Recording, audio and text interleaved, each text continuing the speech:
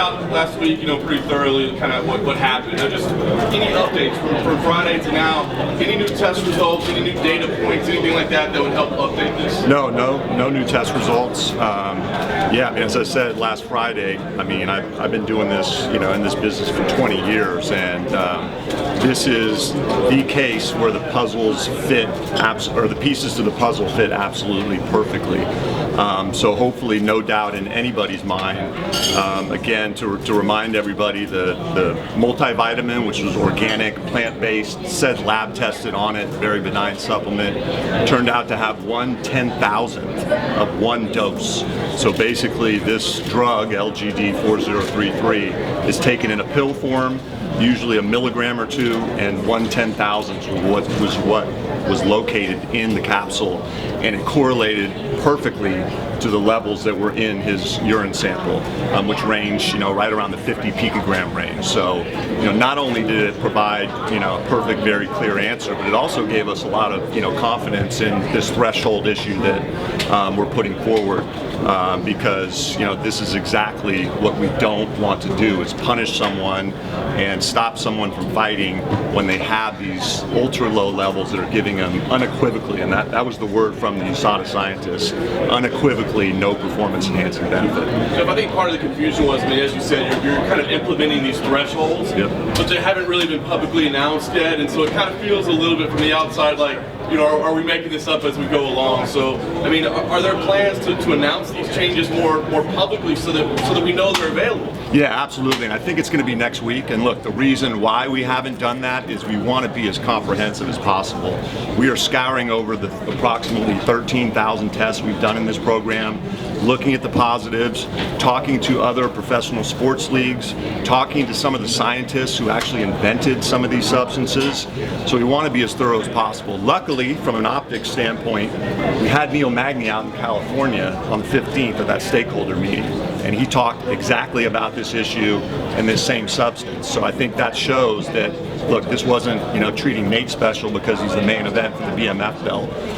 So that was 2 days before USADA notified us of that initial, low level. So the 15th, Magny was out in California, talked about this issue, and then the 17th, 2 days later, is when we first learned about Nate. I know you said you didn't do anything, differently or unique because it was main event, but it was done really, really fast. I know you guys worked hard on timing, but can other fighters expect that type of, expeditious nature of handling? Yeah, we're absolutely, and that myself and Donna Marcolini, that's what we do, and that's kind of the beauty of having an independent administrator of your program, is it frees us up to be an advocate for the athlete, to be eyes and ears, so that when something like this happens, we can, put our stuff into action.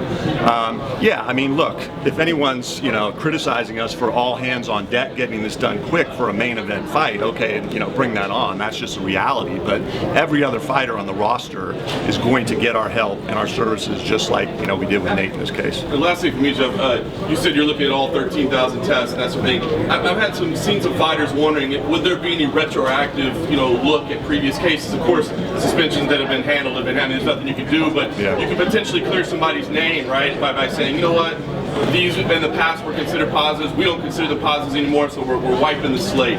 Is that something that would be looked at? Yeah, potentially. There's a provision in our policy called Lex Meteor, and it basically gives you the benefit of any rule changes retroactively.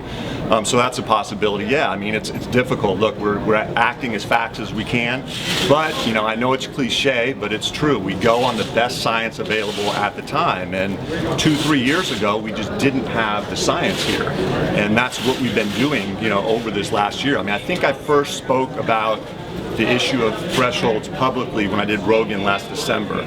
So again, this is no secret. This is not, for those of you thinking that, this is not because this is Nate Diaz and the BMF title. This was in the works for almost a year now.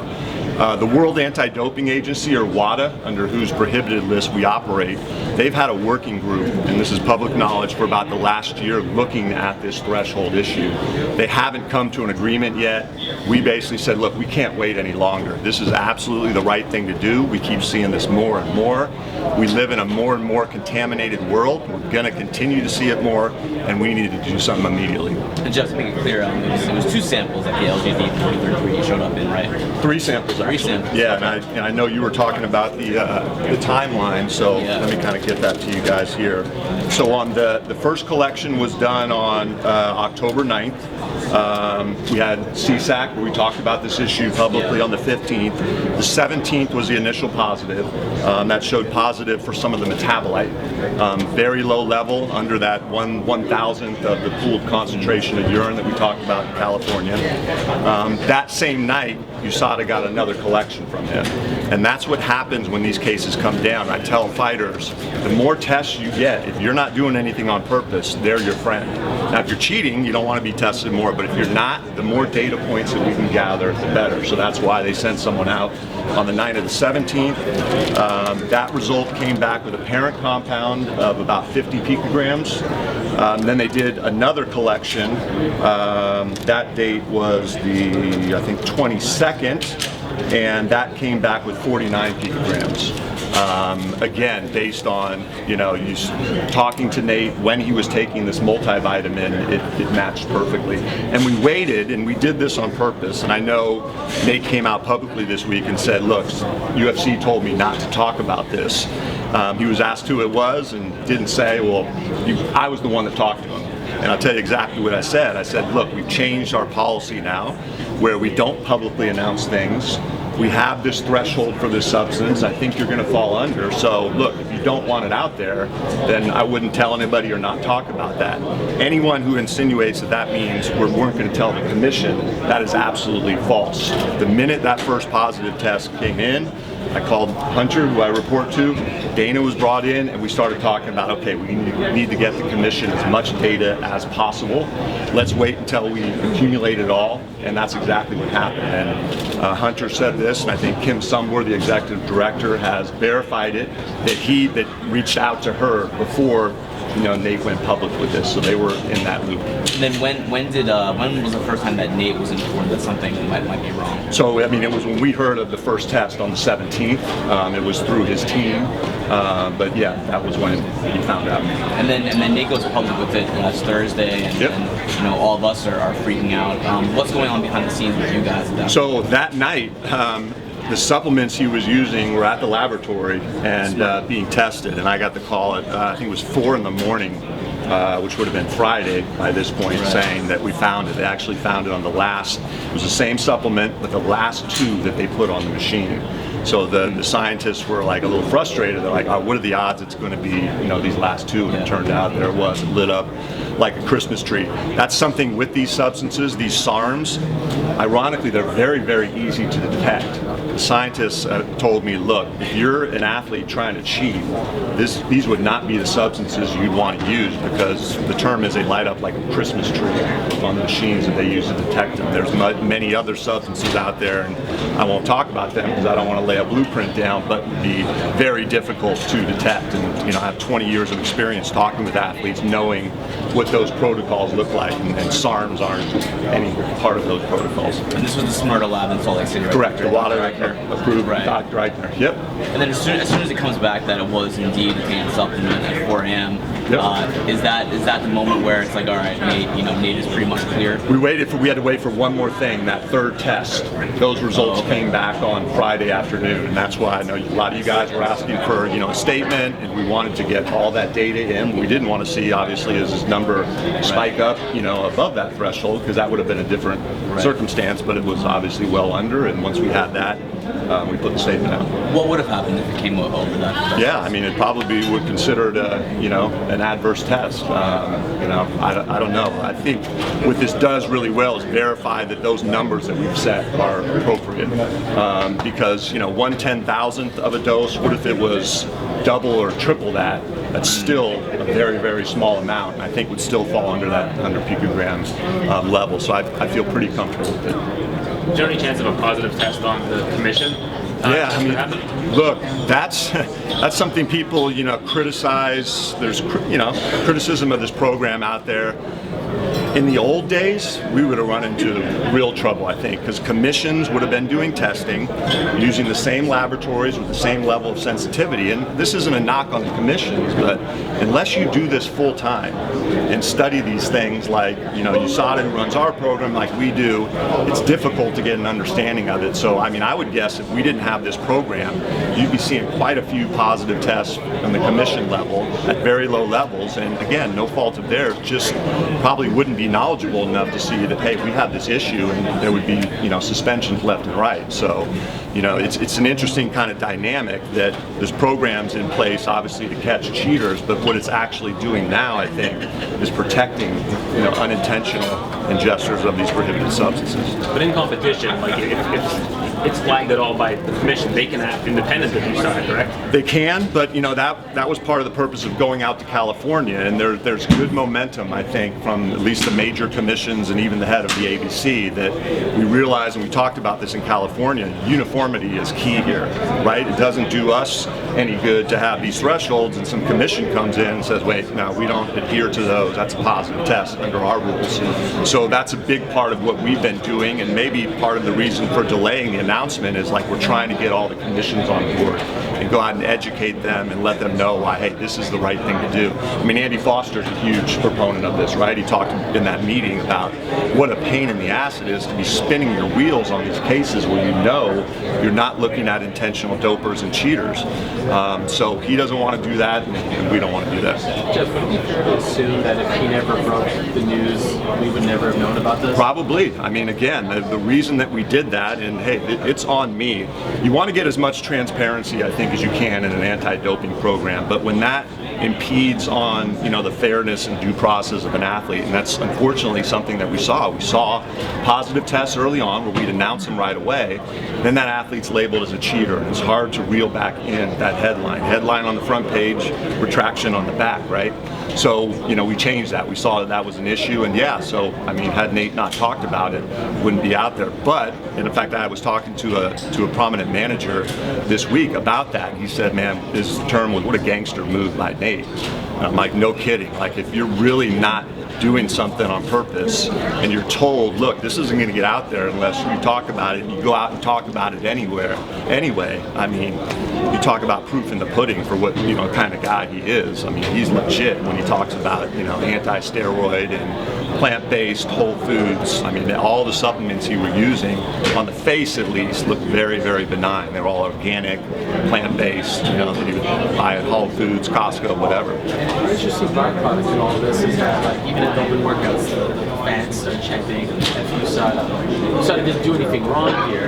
Again, tainted supplement. How do you try? Is there any way to try to educate the guys about what they're doing? Great question. So another part of our revision of the new policy is we are going to now have much more clarity in supplements. So one of the biggest questions that Donna Marcolini, who works with me, and I get is, what are the USADA approved supplements? And to date, our answer is, well, technically there's no USADA approved. Here's the ones they recommend, and then the next question is, well, what if I use that and something happens? And we say, well, no guarantee. Once we say that, everything else we say goes in one ear and out the other, because they want to hear approved. We are going to have approved supplements going forward when we make this announcement. We've identified several third-party certifiers, and under the UFC program, those will be approved. Should anything happen to a fighter as a result of using those, it's a virtual get-out-of-jail-free card. Now, they may have to sit out if it's their levels are over a certain amount if they do get a performance-enhancing benefit, but there'll be no repercussions. I think that's going to make a huge difference. Major League Baseball does something like that. They only allow these certified supplements into the clubhouse, and they have the advantage over us here because the team shows up to work every day, where we have athletes spread amongst almost 50 countries. But since they instituted that only these, they use NSF for sport, only those are allowed in the clubhouse. Their rate of positive tests have gone down significantly, and they have the major sports now.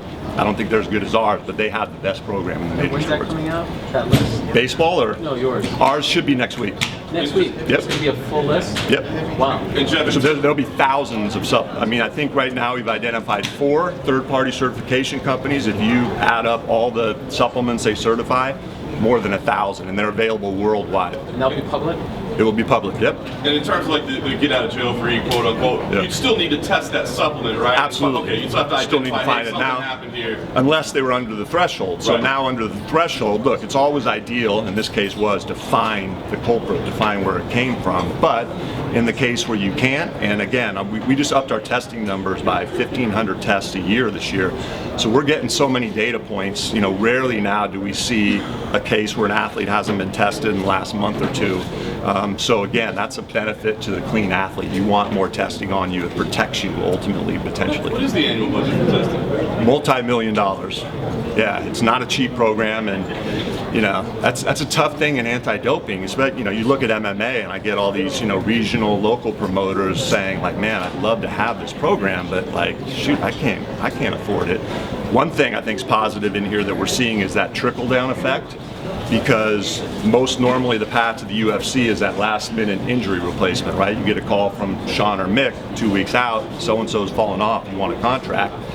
If you're not clean at that point and haven't been clean, your first test potentially could be a positive one. And that includes not only purposely not doing things, but making smart supplement choices. So I think, as I talk to managers, and it's been a little bit of a slow process, but that's percolating out there, and I think we're seeing the rest of MMA cleaned up a little bit because of this program.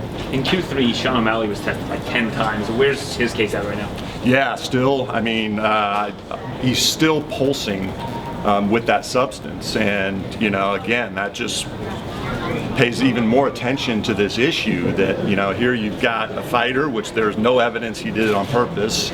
He obviously knows he's being tested all the time. To think that he would continue to be doing this is crazy. He's as careful as you can get right now, but, again, these laboratories have gotten so good that they can detect things in the body for, in his case, a year.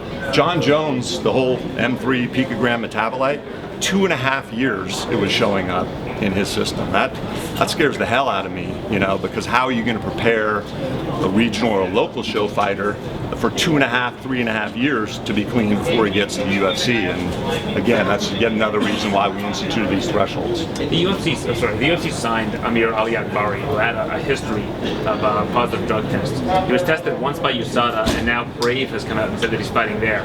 What happened with him? So he's the Iranian fighter. Yeah. So he was sanctioned by his wrestling federation, and so under our program, we looked at the rules and said, hey, you're still under sanction. I think you got a lifetime ban. Yeah. Was it?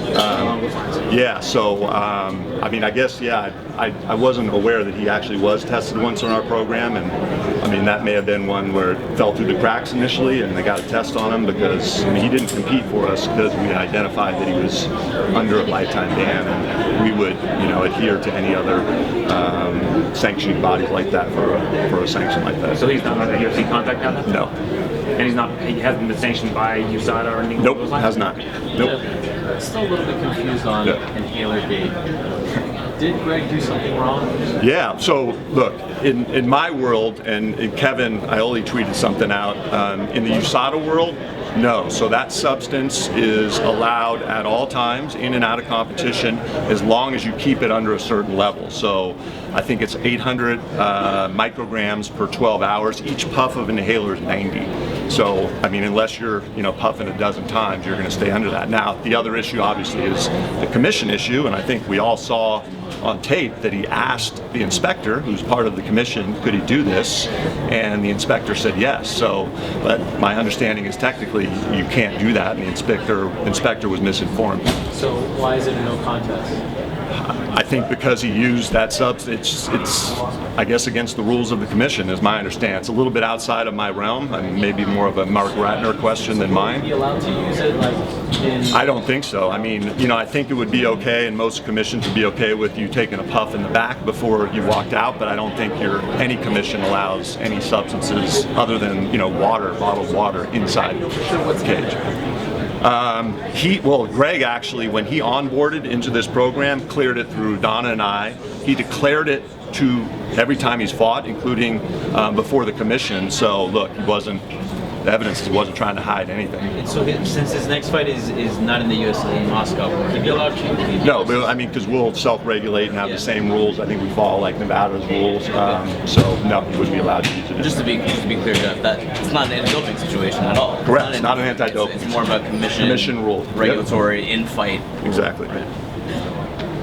All right. Thanks, guys. Thanks, everyone. Thanks, Jeff.